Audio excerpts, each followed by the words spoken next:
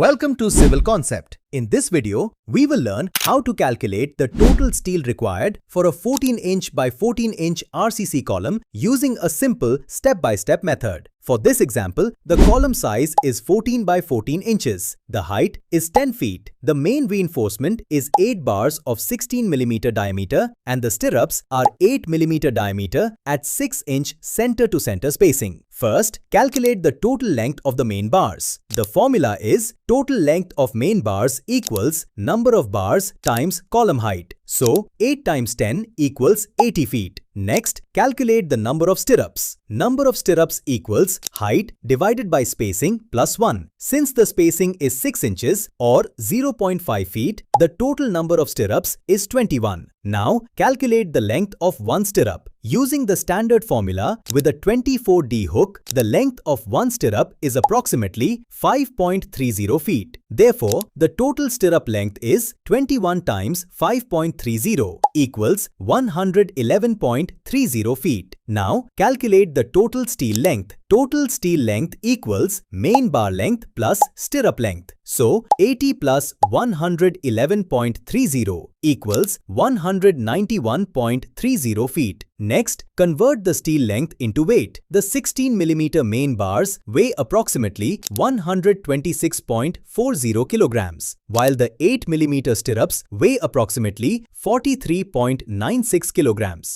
Therefore, the total steel weight is 170.36 kilograms. Now, calculate the concrete volume. Volume equals length times width times height. For this column, the concrete volume is approximately 13.58 cubic feet or 0.385 cubic meters. Always remember that the actual steel quantity may vary depending on lap length, development length, concrete cover, hooks, anchorage, and structural drawing requirements. For more civil engineering knowledge and free civil calculators, visit Civil Concept Project.